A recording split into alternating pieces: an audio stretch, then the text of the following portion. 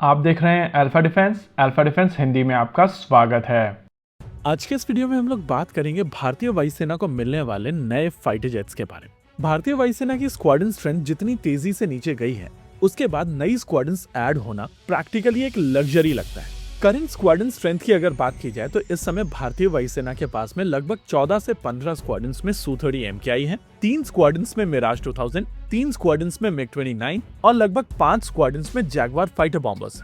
नए fighter jets की अगर बात की जाए तो 2 स्क्वाड्रन्स में LCA Mark 1 और 2 ही स्क्वाड्रन्स में रफाल फाइटर जेट्स हैं। इस पूरी इन्वेंट्री में रफाल ही इकलौता ऐसा फाइटर जेट है जिसके पास में अपना खुद का एईसा रेडार है। हालांकि बहुत सारे लोग यहाँ पर हम लोगों को ये भी बताएंगे कि डैरिन 3 अपग्रेड के बाद में जैगवार के पास में भी एईसा रेडार है, लेकिन हम लोगों को समझना पड़ेगा कि उसमें 350 TR मॉड्यूल्स हैं। यहाँ पर जब हम लोग स्पेसिफिकेशंस को लेकर डिबेट करते हैं तो रफाल में यूज होने वाले 862 TR मॉड्यूल्स हम लोगों को कम लगते हैं। अब आने वाले नए एयरक्राफ्ट की अगर बात की जाए तो डील साइन केवल LCA Mark 1 की हुई है और इस डील के हिसाब से आने वाले समय में भारतीय वायुसेना को पहले 83 और बाद में 97 LCA Mark 1 मिलने। हालांकि पिछले कुछ समय से LCA Mark 1 की डिलीवरी टाइमलाइंस को लेकर हम लोगों ने चीजों को बदलते हुए देखा है और HAL की तरफ से लगभग 3 अलग अलग तरीके की टाइमलाइंस आ चुकी हैं, जिसके बाद लोगों को नई टाइमलाइंस को लेकर भरोसा नहीं हो रहा है। एनीवेज, अगर आप बाकी सारी चीजों को साइड में रखकर बड़ी पिक्चर को देखने की कोशिश करेंगे तो आपको समझ में आएगा कि लगभग 30 एयरफ्रेम बनकर तैयार हैं और भले ही अभी इंजन नहीं है,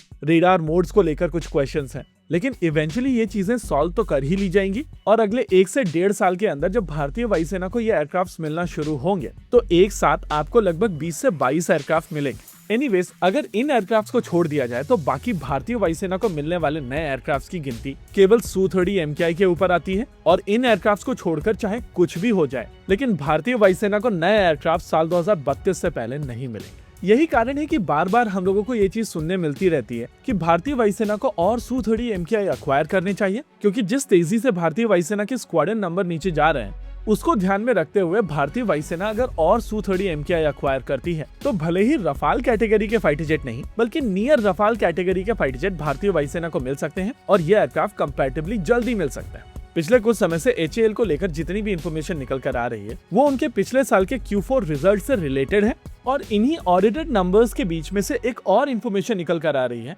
जो Su-30 MKI की पिक्चर को पूरी तरीके से क्लियर कर देती है। देखिए, अभी तक भारतीय वायुसेना की तरफ से 272 Su-30 MKI के ऑर्डर्स दिए गए थे और ये ऑर्डर कुछ समय पहले पूरी तरीके से एग्जीक्यूट कर लिया गया था। ये सारे के सारे ऑर्डर्स एक साथ नहीं आए थे बल्कि फेजेस में आए थे और फेजेस में ही इनको एग्जीक्यूट किया गया है। लेकिन अगर प्रोडक्शन रन की बात की जाए तो कॉन्ट्रैक्ट के हिसाब से 12 एयरक्राफ्ट पर ईयर के कॉन्ट्रैक्ट्स थे और लगभग उसी रेट पर ये एयरक्राफ्ट भारतीय वायुसेना को डिलीवर किए गए। यानी कि अगर असेंबली लाइन को 1 साल और चलाना है तो आपको कम से कम 12 एयरक्राफ्ट का ऑर्डर देना था और मिनिस्ट्री ऑफ डिफेंस की तरफ से एग्जैक्टली 12 एयरक्राफ्ट का ही ऑर्डर दोबारा दिया गया है, लेकिन प्रोडक्शन रन बंद होने के बाद में। अब Su-30 MKI को लेकर हम लोगों को एक चीज समझनी पड़ेगी कि ये एयरक्राफ्ट भारत में असेंबल तो किए जाते हैं, लेकिन इनके सारे के सारे कंपोनेंट देश में नहीं बनाए जाते। मिनिस्ट्री ऑफ डिफेंस की तरफ से जब 12 एयरक्राफ्ट का ऑर्डर दिया गया था तो आइडिया था कि इस इंडिजिनस कंटेंट को फर्दर इंक्रीज करना है और इस असेंबली लाइन को दोबारा से रीस्टार्ट करना है। ये शुरुआती 12 एयरक्राफ्ट का ऑर्डर इस असेंबली लाइन को रीस्टार्ट करने के लिए दिया गया है और इवेंचुअली यहाँ पर नंबर बढ़ सकते हैं।